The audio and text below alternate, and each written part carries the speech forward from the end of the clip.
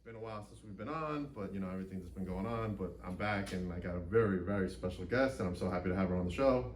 I hope she's happy too. Yes. All right, you ready for your first question? I am. How did you start wrestling? How did I start? It's interesting. So how I got started is I got into it kind of with my best friend at the time, and she put me onto it, her and her mom. And then I kind of dwindled out of wrestling. And then an ex-boyfriend of mine got me back into wrestling. Okay. I was like, all right, this is great, it's fine, whatever, you know. And then my brother told me that he had a friend at the gym that was training to become a professional wrestler. And I was like, oh my God, I want to do this. This is what I want to do. This is why you told me, right? Like, I need to meet him. So went to FTW at the time, and that's how I got started. I was the only female in FTW, so it was very interesting. Awesome. The next question is going to be, where did you train? But you just told me FTW. Well, I trained a little bit, sorry. Okay. I trained a little bit at FTW, but honestly, I learned a lot through NYWC. I started training at FTW, then I ended up being booked with WSU, and then I ended up basically learning a majority of my character and all the moves from NYWC. So I have to give New York Wrestling Connection a huge shout out because they've taught me everything. Who was the trainers at the time? The trainer at the time was Pat Buck, so he was the trainer. So I think there was only one at the time. So yeah. All right. Who was your first match against? My first match was against Melissa Coates and oh God, Rain of Fire. Rain of Fire. Yes, it was a tag team match. Oh no, sorry, Raina was my partner, and it was against Tracy Brooks. Not Tracy Brooks, Tracy something. Sorry, Tracy whatever. I don't remember her name. Sorry, she was wrestling and then she stopped, so I don't remember. But it was her and Melissa Coates. Okay, awesome. All right, next question. Tell me about AC Express. I'm sorry, and what it meant to you to be tag team champs. So how that came about is I was wrestling for WSU at the time, and I was brand new, and so was AJ Lee, Miss April back then. And they had no idea that we were going to be a tag team until when we arrived to the building, and the people who were supposed to wrestle against Roxycon and Antisocial didn't come to the show. Right. So basically they were like, all right, well, Brittney, April, you guys are gonna go out there, you're gonna team together, you're gonna win the titles. And we're like, I'm sorry, what? So that's how it came about. But honestly, like, April was one of the coolest people I've ever met. We were brand new into the company, the business together, so it was a good time. And her and I still talk to this day, and she's one of the most realest people I've ever met in the business. Yeah. That's so cool. All right, tell me about the time you were in WWE and wrestled for them. It was a really good experience. I had received a phone call, a voicemail. And I didn't know about the voicemail, and then I was listening and I heard, and I was like, wow, I just missed my opportunity. But no, I didn't. Let me call them back. Call the office. I spoke with Kristen from WWE, and I was like, oh my God, I'm so sorry. I just listened to your voicemail.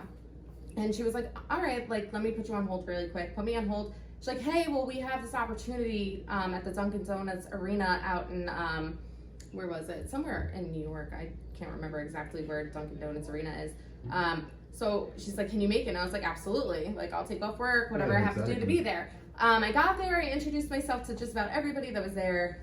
Beth was actually the first person that I met. It was between myself and a girl named Alicia, who is actually on Impact Wrestling now, Eddie Edwards' wife. So it was between her and I, and then Johnny Laurinaitis ended up choosing me, and I felt really bad because I was like, wow, this is how it is in WWE. It was great.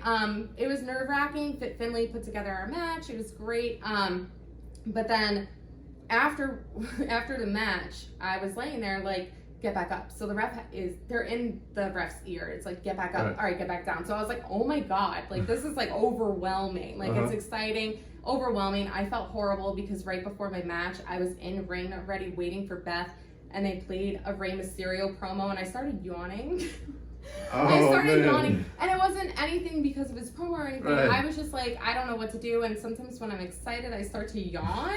It's weird, a weird thing. You heard that. She starts to yawn when she's nervous. So, I don't know. It was exciting. It was a great time. It's definitely good. Awesome. Opened a lot of doors for me. Awesome. All right. What was your most difficult match as a wrestler? My most difficult match, honestly, was against Mercedes Martinez. It's not like just every match that I have with her because she's an amazing worker. Obviously, she's in WWE now. Good for her. I'm so happy for her. But I had to wrestle prior to wrestling Mercedes, and it was against Roxy Cotton in Rahway, New Jersey, and we were the first match. I dislocated my shoulder because she landed on me, and I put my shoulder up, so she like dislocated it. Then I had to go and wrestle Mercedes, and I couldn't lift my arm at all, and it was just hard to get by. The finish wasn't supposed to be what the finish was, but I couldn't do anymore. I was like, I'm trying, but it was stressful. It wasn't that it was difficult; it was just stressful. Yeah, definitely. Yeah. All right, what kind of match would you have liked to have been in that you weren't? Oh, let's see, a match that I would like to be in. Oh, I feel like I wrestled just about everybody that I really ever wanted to wrestle for the most part. But I guess I would honestly like to wrestle against AJ? Against April, because her and I had so much charisma together, and I never had the opportunity to wrestle one-on-one with her, so I think it would be a good opportunity and fun. So if she's watching, man. She's not coming back, but it would be fun. I'm not going back either, but it'd be fun. I hear you. Tell me why you decided to retire as a wrestler. So, the way I feel is, does anybody ever really actually retire from wrestling? Because I retired multiple times at this point. The reason why I first stopped wrestling is because I ended up having my daughter. Right. So when I found out I was pregnant with my daughter, I stopped wrestling. And then I went back, and then I had a lot of problems with my neck. So because of my neck, the doctors said you shouldn't wrestle anymore. I wanted to leave it up to myself to be the one to decide that. So eventually down the line, I continued to wrestle, and I was like, you know what, like this is not good. Like my neck is so bad. I really shouldn't be wrestling. Like I have a daughter. She's now 6. Like I have to, put what's important, to me first. So I love wrestling. It's always been my first love. That's how I always put it. But my daughter's now my ultimate love. So I have to put her before wrestling. You didn't need surgery, did you? I didn't, but it's at the point where my neck is like completely straight instead of having a curve in there. So it's a little scary, but being an athlete, that's what's expected. Yeah, I hear you. What do you think of the state of wrestling now? Have you been watching?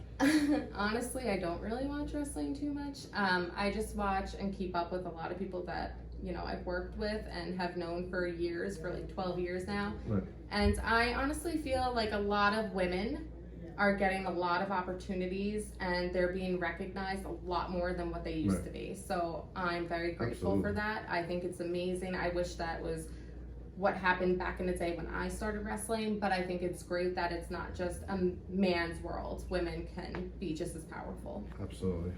Well, what do you think of AEW? AEW is great. Cody Rhodes, right? Cody Rhodes, yeah. Yeah, Cody Rhodes. His baby. Him and Jericho. Yes. I don't really watch wrestling. I've caught a little bit of AEW here and there. I think it's great. Another great opportunity. They're taking anybody who WWE is not signing, not to sound like they're, they're WWE a lot of the indie guys too. But they're seeing people for their potential. Right. And they're not just basing it upon looks. They're basing it upon a work ethic. So I think it's great. That's awesome. Yeah, it is. It's a great brand. Tell me about the fun you're having doing all these podcasts. I heard some of them here and there. Yes, I am having so much fun. I am a co-host with Mike Larkin on the SMS show.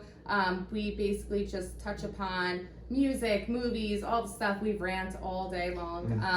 So it's a lot of fun. I have a lot more people who are touching base with me now that I've came out of my shell, because I've been hiding for a little bit. Right. So a lot of people are asking me, like, such as yourself, to do a podcast. And for a while I was like, nah, I'm not into it. But honestly, my daughter's getting, she's growing up a lot more. So I'm like, you know what, now is my time to take this opportunity and to do it. Because I spent 12 years in wrestling. Why not?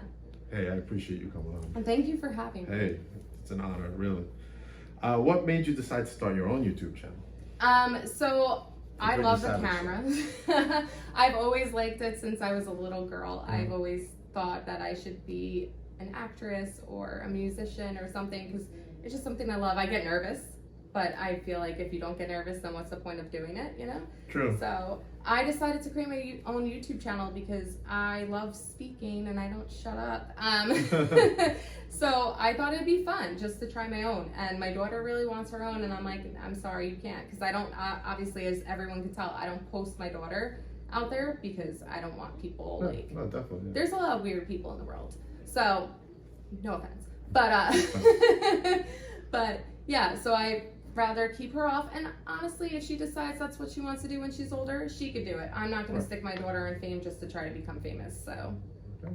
Awesome. All right. So, last question. Yeah. What does the future hold for Brittney Savage? The future. As far as wrestling is concerned, I don't see myself making an actual comeback to the ring. As far as wrestling goes, because I just feel like my neck is not stable enough to handle it, and I honestly decide surgery is not the best option for me, especially on my neck. So I am getting myself back into fit shape. I'm trying to be more fit. Okay. And then I'm trying to get back into acting and modeling. Awesome. Yeah. That's great. Anything you want to add besides your new t-shirts, obviously? ProWrestlingTees.com, where you can get Brittney Savage tees. They just came out. Thank you so much to you for designing. Me and Zach. Yes. Zach Droll. Yes, the two of you. He's hiding behind the camera, but thank you so much. But yeah, so my t-shirts are on the ProWrestlingTees.com/Brittney Savage. Honestly, there's not too much going on. You can check out my YouTube channel. It's the Brittney Savage Show, which is also where you can find my new t-shirts. Brittney Savage Show, just saying. Basically that's it. Just kind of follow me around, watch my YouTube. There's nothing out yet. I'm sorry, I'm crazy busy with work, being a single mom.